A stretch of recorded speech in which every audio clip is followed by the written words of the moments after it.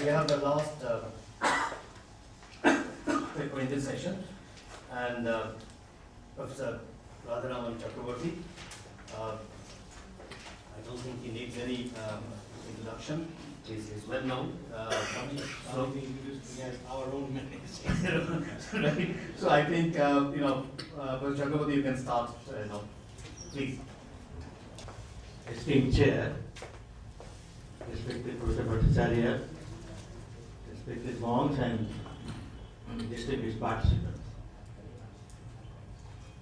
Well, the papers from which I will be speaking are actually a clumsily written lot, and Professor Bhattacharya knows why. So I think I am entitled to some mercy. And since at the beginning of this session there was some talk, not invocation, but some talk about devils being around, I think I will choose the strongest of the devils. That will be a daunting task, but the strongest of the devil is politics. Okay. Politics. That's why I commented the title of my paper is like this: Political Practice and Marginalization of Cultural Unity, not marginalization of cultures. And I start with a very simple definition of culture so as to suit my strain of analysis. There may be other definitions of culture, of course. The culture is what we are. Culture is what we are, because partly of what we have, but mainly because of what we aspire for. So there are three parts: what we are on the basis of what we have, and on the basis, again, forward-looking on the basis of what we are aspiring for. Defining this simple term, culture of a people or community registers both an existing status at a particular point of time and also signifies a goal towards which a culture could be aiding over time, depending on the potentials it generates in transit. Culture, therefore, is both being and becoming. It is ever evolving, and where it is not evolving anymore, civilization there must have started stagnating. In its progressive evolution, culture takes men to qualitatively higher levels of existence. And of the many parameters by which this progress can be assessed is the degree of cohesion it creates or fails to create. There is practically no certainty that a civilization would necessarily produce cultural unity. There are instances in human history in which civilizations made quantum jump, as in the case of the Greeks, the Romans, the Persians, the Aryans, the Dravidians of ancient times, and at a much later period, the post-Renaissance European nations as well. But in each such cases, there have been varying degrees of success in achieving cultural unity of an enduring nature. As a student of the subject, that is political science, I think politics has considerable role to play to facilitate cultural cohesion, if not unity of a solid kind. India, as it stands today, appears to be a good test case, particularly since we so often wax sentimental about those golden days when the mantra of universal harmony was uttered, and then we tend to believe that the mantra still permeates our lives. Post-independence India stands out as an instance where political practice impinges strongly and regularly on the cultural trajectory of the communities who coexist here. As usual, India continues to be a mosaic of many cultures. At the same time, it is fast losing the old ethos of cultural togetherness. It suffers now from a continuing tension arising from the superimposition of politics in every sphere. Political prudence, or perhaps lack of it, has chosen to marginalize the concern for cultural unity. The ongoing agenda of political agencies puts misplaced premium on culture promotion. An apparent eagerness to appear as working even-handed in relation to the various culture groups has led to a lot of misgivings, avoidable misgivings. In its overall endeavor to consolidate the gains from national liberation from alien rule, the post-colonial state has actually failed to transfer those gains to the cultural sphere, and where it tried, the consequences have been questioned.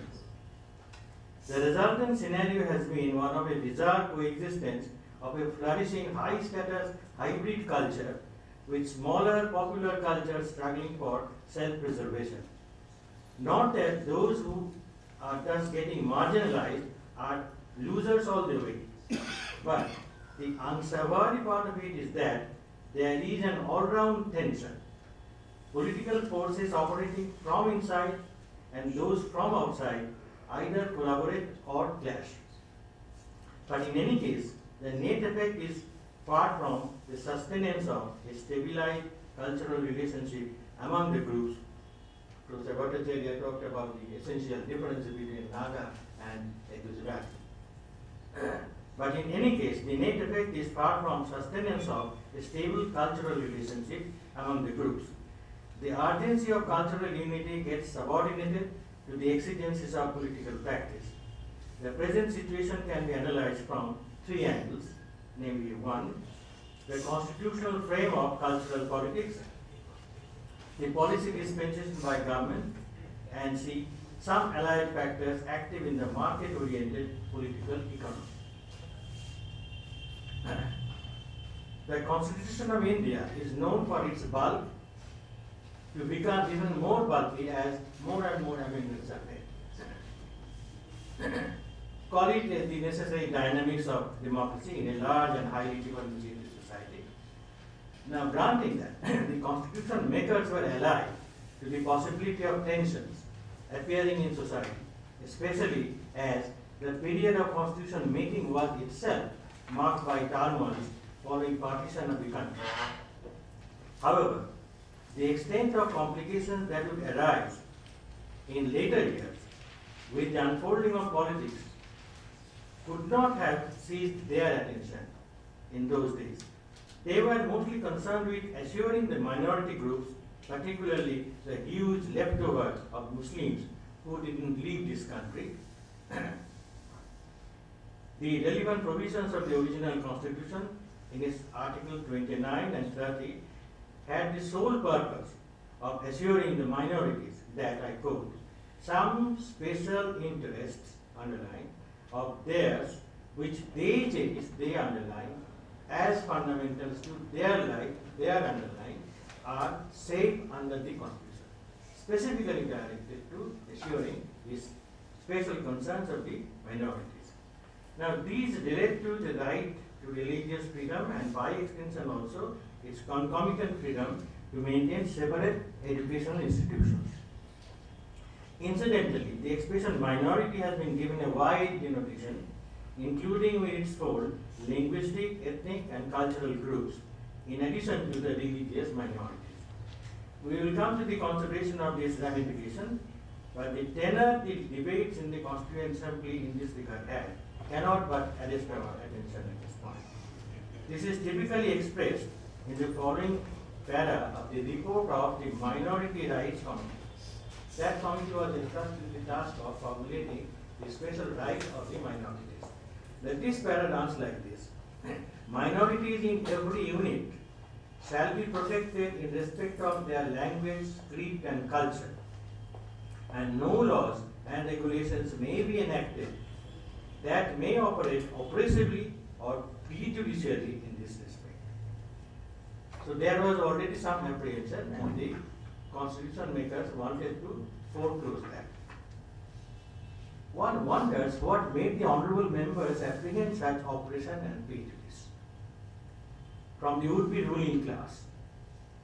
We already had a very lofty tradition of coexistence, tolerance and other things, but somehow this fear was there. Even Muslims who left India had other reasons to do so. They didn't leave India, those who left India didn't do so for fear of oppression by the Hindu majority. They had other reasons to do that. But those who stayed, did they really have any real fear at that point of time? That has not been specified, that has not been on record, but it in later times gradually came to be articulated by both the minorities as also by some non-minorities. Anyway, the position taken by the Constitution was one of cultural neutrality on the part of the state, almost a parallel of the supposed religious neutrality indicated by the provisions concerning religious hierarchies.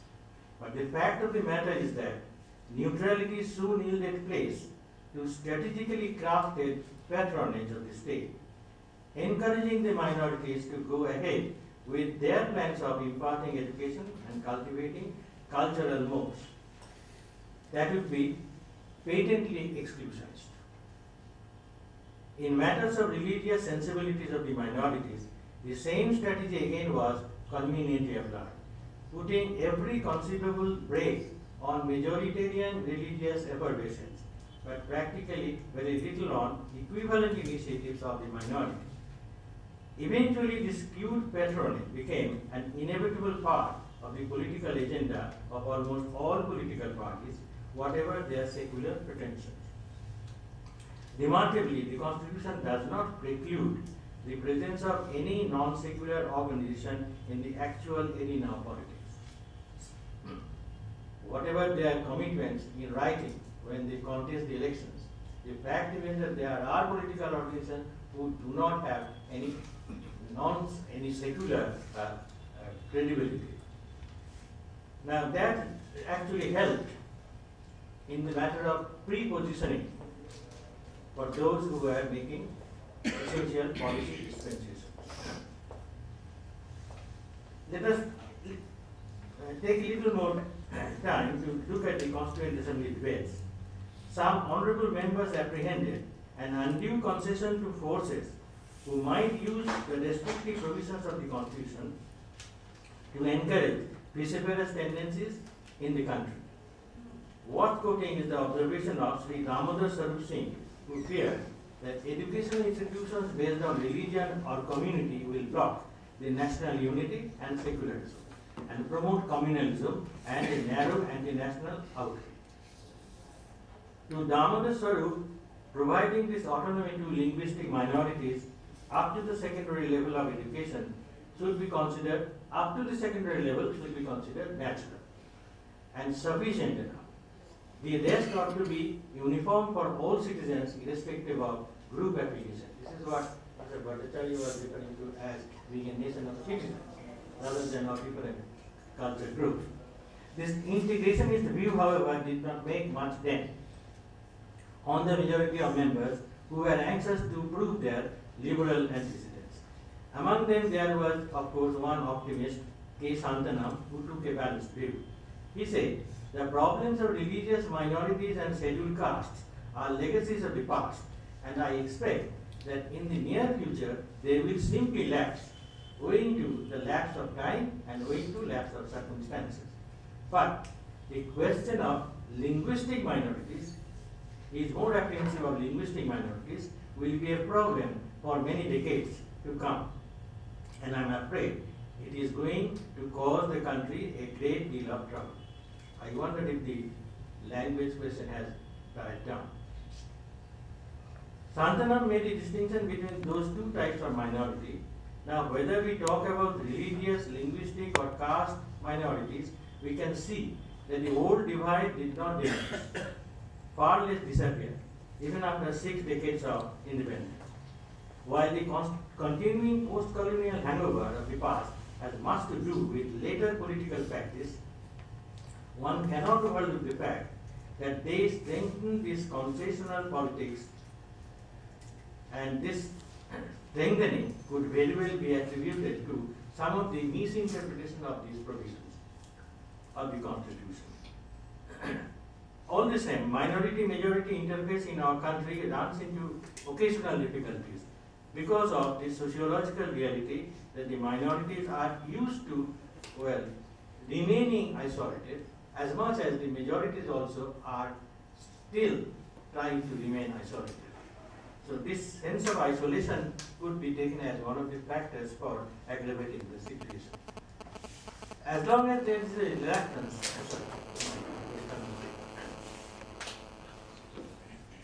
in this situation we can of course think of a different or rather an alternative route left open for the state to be proactive in the cultural field.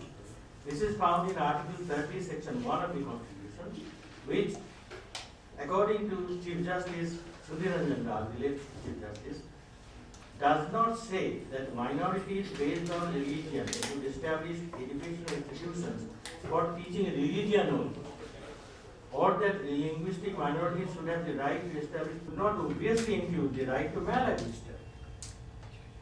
It should be perfectly within the competence of the state to ensure that this is not so. However, this view of the desirability of necessary correctives was not received with any great enthusiasm, and hence generally restricted the state intervention wherever it was needed. In fact, if the underlying spirit of the Constitution is to uphold the outlook of non-discrimination and hospitality to all communities staying in this country, then it needs also to be understood that the Constitution is there not for any particular community or section, but for all who are Indians. As long as there is a reluctance to read the minority safeguards in this light, and a favored class approach takes the upper hand, the guarantees meant to protect the minorities would become, in effect, palladium of special privileges. These privileges now have a tendency to block any integrated national move on educational or other fronts to realize a social order in which common justice prevails